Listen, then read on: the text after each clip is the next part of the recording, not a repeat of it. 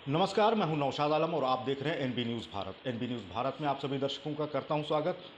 अपने दर्शकों को हम बता दें कि फैज़ाबाद लोकसभा की चुनावी सरगर्मी तेज़ हो चुकी है, जहां कम्युनिस्ट पार्टी से एक दिग्गज नेता के रूप में माने जाने वाले बाबू मित्र सेन, स्वर्गीय बाबू मित्र सेन यादव के बड़े बेटे अरविंद सेन ने जो है चुनाव के इस महासमर में अपनी उपस्थिति दर्ज कराई है। वहीं भाजपा ने अपने पुराने कैंडिडेट, जो मौजूदा समय में वर्तमान में सांसद हैं, लल्लू सिंह पर विश्वास जताते हुए उनको दोबारा टिकट दिया है। इसी क्रम में बहुजन समाज पार्टी ने अंबेडकर नगर में भाजपा के एक नेता रहे सच्चिदानंद पांडे के ऊपर विश्वास जताते हुए फैज़ाबाद लोकसभा सीट से उम्मीदवार बनाया है। आज हम मौजूद हैं फैज़ाबाद बहुजन समाज पार्टी के लोकसभा उम्मीदवार सच्चिदानंद पांडे जी के साथ। आइए उनसे बात करते हैं कि जो फैज़ाबाद की लोकसभा सीट है वहां पर बहुजन समाज पार्टी से आपको उम्मीदवार बनाया गया है, तो किन किन चुनौतियों को लेके आप जनता के बीच में हैं। जी, बहुत बहुत स्वागत है आपका एनबी न्यूज़ भारत में।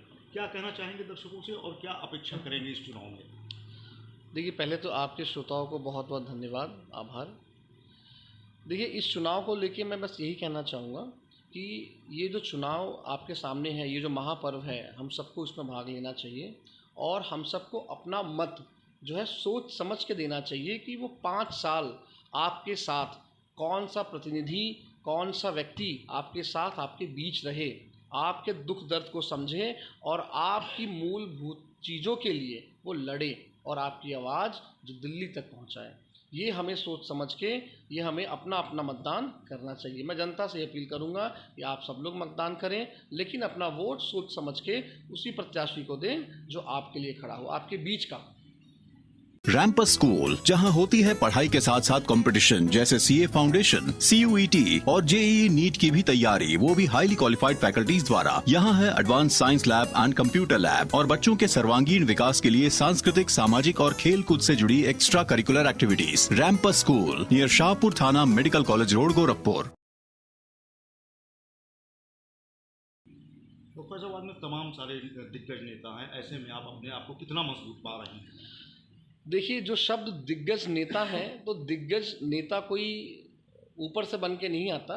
देखिए, ये जनता है। जनता ने जिसको प्यार और आशीर्वाद दिया है, जनता जिसको उस लायक समझती है, तो जनता उसी को दिग्गज बनाती है। आज मुझे विश्वास है कि जो जनता है वो यहाँ पे उनको जो मूलभूत चीज़ें हैं, जैसे शिक्षा की व्यवस्था, जैसे हेल्थ की व्यवस्था। अभी पीछे दिन एक घटना हुई थी, आपने देखा होगा, हमारे पार्टी के कार्यकर्ता थे अवधेश पांडे जी, उनका एक्सीडेंट हुआ और एक्सीडेंट होने के बाद उनको हमने सही समय पर हॉस्पिटल ले गए। अयोध्या जो कि पूरे विश्व में आप देखिए सबसे जो है लोकप्रिय, आप बोल सकते हैं, डिस्ट्रिक्ट है पूरे इंडिया में, पूरे भारत में, और पूरा विश्व अयोध्या को देख रहा है। अयोध्या तो कहीं ना कहीं हमको ये समझना चाहिए कि हम अयोध्यावासी, हम बोलते हैं कि यहाँ राम राज है, क्या यही राम राज है? यहाँ पे हॉस्पिटल में बेसिक मशीनें नहीं हैं, क्या यही राम राज है? कि यहाँ पे डॉक्टर्स जो है वो अपने हाथ खड़े कर देते हैं क्योंकि हमें शासन प्रशासन से कोई मदद नहीं मिलता? तो आप समझिए, जनता को समझना पड़ेगा, राम राज उस दिन आएगा जब हमारी बेसिक मूलभूत चीज़ें दुरुस्त होंगी, सबको मान सम्मान मिलेगा, सबका स्वाभिमान रहेगा, तो वही राम राज है। मेरे समझ से वही राम राज है। और जहाँ तक हम बात करें अयोध्या की, यहाँ पे डेवलपमेंट की, तो मैं आपको ये बोल सकता हूँ, जो भी नगर में डेवलपमेंट हो रहे हैं वो कहीं ना कहीं केंद्र सरकार द्वारा हो रहे हैं, है ना। वो कोई पार्टी विशेष नहीं कर रही है, वो केंद्र सरकार कर रही है ना। तो केंद्र सरकार हम सबकी है, हम सब भी भारतवासी हैं, है ना। तो वो उनका मौलिक अधिकार है, मौलिक धर्म है, वो करेंगे, है ना। लेकिन जो अयोध्या जो जिला है, डिस्ट्रिक्ट है, देखिए इसमें 5 विधानसभाएं हैं। अयोध्या सिर्फ नगर में तो नहीं बसते, बाकी लोग भी तो हैं, उनका क्या कसूर है? वहाँ पे अगर आप डेवलपमेंट की बात करें तो पिछले दिनों मैं बहुत सारे विधानसभाओं में गया। जैसे मैं एग्जांपल आपको दूं तो मैं बीकापुर गया, मिल्कीपुर गया। मैंने देखा वहाँ पे जो है हर घर जल योजना, हमने पेपर में तो दिखा दिया, टीवी पे दिखा दिया, लेकिन मैं दावे के साथ कह सकता हूँ कि आप कोई भी आया मुझे एक नल से जल गिरता हुआ दिखा दे। मैंने देखा उसमें जो कुत्ते पेशाब कर रहे हैं, बच्चे खेल रहे हैं, गाड़ियाँ फंस रही हैं, लोग गिर रहे हैं। सड़कें जो अच्छी बनी हुई थी, जो लोग दावा करते थे, वो सड़कें आज गायब है उस गड्ढों के कारण। लोग परेशान हो रहे हैं, जनता त्राहिमाम कर रही है गाँव की, सफाई नहीं है गाँव में। तो ये किसकी देन है?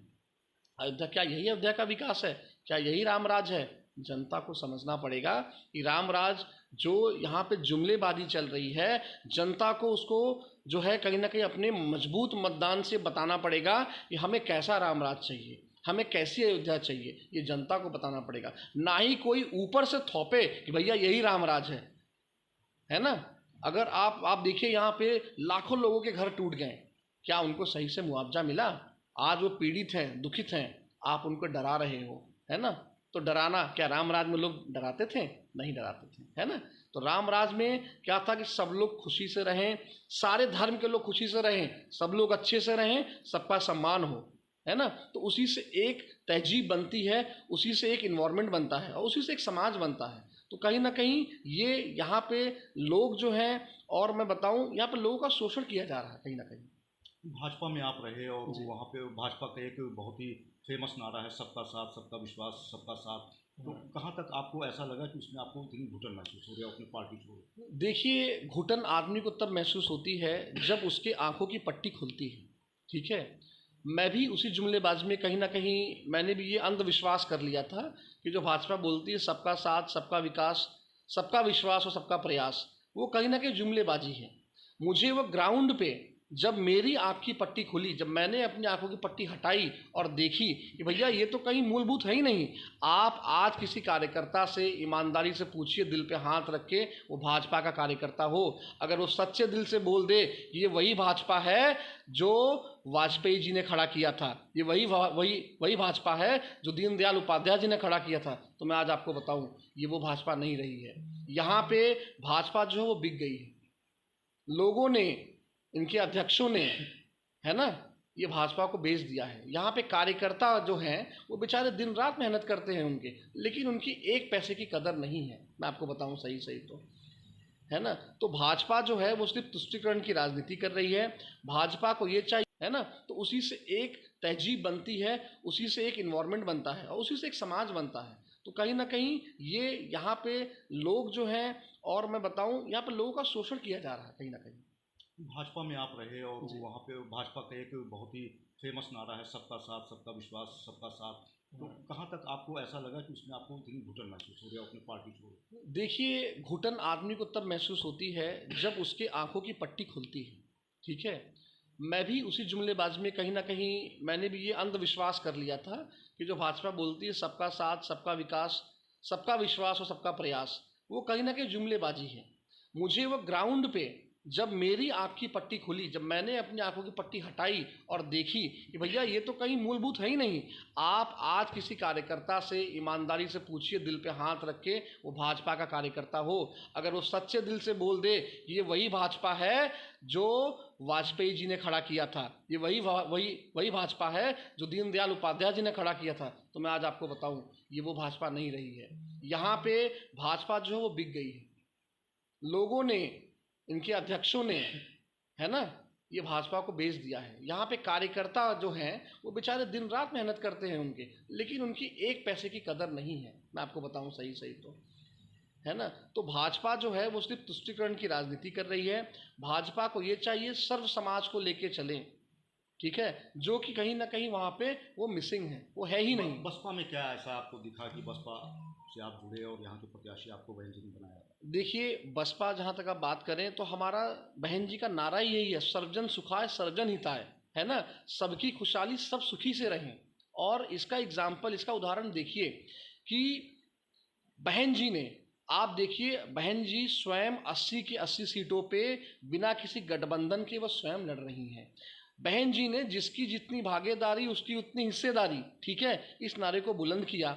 और जो जैसे मान लीजिए अयोध्या में लोग बोलते हैं और यहाँ का समीकरण भी बोलता है कि यहाँ पे एक जो है ब्राह्मण बाहुल क्षेत्र है, तो उसने एक ब्राह्मण के बेटे को उतारा है ना। तो कहीं ना कहीं आप देखिए अयोध्या में, आपको अयोध्या में बहन जी ने मुझे मौका दिया है, और जो जगह है जहाँ पे हमारे मुस्लिम भाई हैं, जहाँ पे उनकी संख्या ज़्यादा है, उनको प्रतिनिधित्व करने का मौका दिया है। क्या भाजपा ने ऐसा कभी किया है? कभी नहीं किया भाजपा ने। आप बताइए 1955 के बाद से क्या भाजपा ने कभी यहाँ किसी ब्राह्मण को विधायकी, सांसदी, है ना, और जिला पंचायती मौका दिया है? क्या ब्राह्मण इतना कमजोर है? यहाँ पे संतों की नगरी हम इसको बोलते हैं ना। ये जवाब हम सबको देना पड़ेगा। जब ये संतों की नगरी है तो भैया हम बोलते हैं ना, संतों की नगरी है, बाबा ही चलाएगा। तो कहाँ गए वो बाबा? अयोध्या में कहाँ गए वो साधु संत? जनता से क्या जिसको आप हमेशा डरा के रखते हैं कि आप हमारे साथ नहीं रहेंगे तो आपको वापस भेज दिया जाएगा। ये डर क्यों है? हमने तो हमेशा से एक समाज का नेतृत्व किया है, हम डरे क्यों? समाज क्यों डरे? हमने कभी किसका तुष्टीकरण नहीं किया, लांछन भले लगाए गए, है ना। तो हम यही कहेंगे कि बहन जी ने मजबूती से वो जो है समीकरण को देखते हुए वो हर किसी धर्म, हर किसी जो है लोग को वो प्रतिनिधित्व करने का मौका दिया है। और असली में देखा जाए तो यहीं से विकास होता है ना। तो मैं इसीलिए मेरी जो है, मैं बोलूँ तो ये जो धारणा है पार्टी की, बसपा की, इसने मेरे को प्रेरित किया और बहन जी का आशीर्वाद मिला और मैं अयोध्या से आपके साथ। जनता से क्या अपेक्षा है इस चुनाव के दौरान? देखिए, जनता से मेरी यही अपेक्षा है कि जनता जो है, जनता जनार्दन, ये अपनी बुद्धिमानी से सोच समझ के, जुमलेबाजी को छोड़ के, भूल के भुला के, ठीक है। देखिए क्या है कि प्रभु श्री राम का मंदिर जो है वो किसी पार्टी ने नहीं बनवाया है, वो सुप्रीम कोर्ट के आदेश, माननीय सुप्रीम कोर्ट के आदेश से बना है। तो आपको समझना पड़ेगा, ठीक है। तो अगर कोई पार्टी अगर राजनीति कर रही है मंदिर के नाम पे, धर्म के नाम पे, तो मैं इसका खंडन करता हूँ। ऐसा नहीं करना चाहिए, ठीक है। तो कहीं ना कहीं जनता को समझना पड़ेगा कि जनता को चाहिए क्या।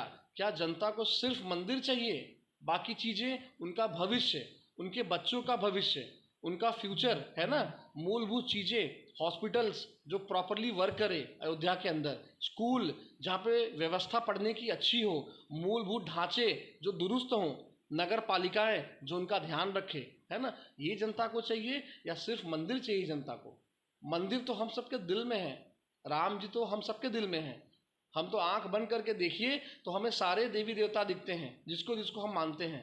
तो क्या सिर्फ मंदिर बना देने से क्या जनता की मूलभूत चीज़ें पूरी हो जाएंगी? ये प्रश्न मैं जनता पे छोड़ता हूँ।